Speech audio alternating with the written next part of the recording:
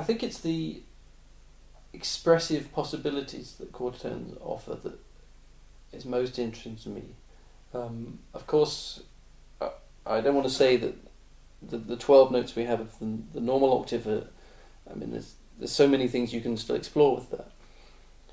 But I like the effect, I like the way that that my ear reacts to these unusual intervals that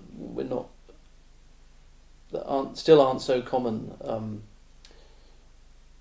and the subtleties you can have, just changing, just by having that sort of chord, which comes, I mean, it's just a major chord with a flattened third, really, just F. But in for example, scene 8 or 9, where there's a sort of love scene between A and R, this is a sort of chord that starts at this sequence. And I like that sort of, it sounds familiar but also odd, and it seemed very appropriate for what is going on in that scene. This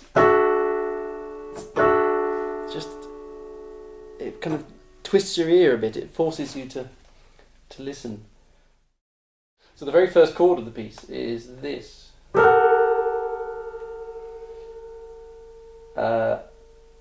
So you can hear within that there's kind of minor third dominated kind of chords, and within that there's this out of tune note, the quarter tone.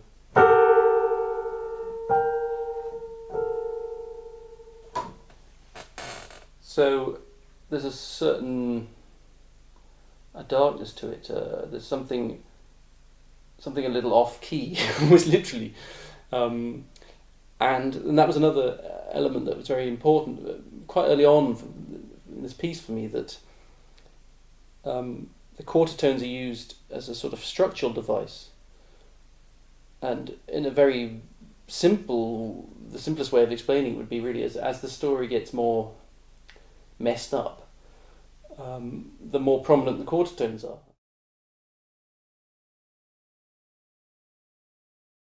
Yes, yeah, it's definitely trying to reflect something of the story in the music. So that, yes, and the quarter tones, I suppose, also represent a little bit how it relates to as he starts conning her, really. As the lies start building up, the music relates to that.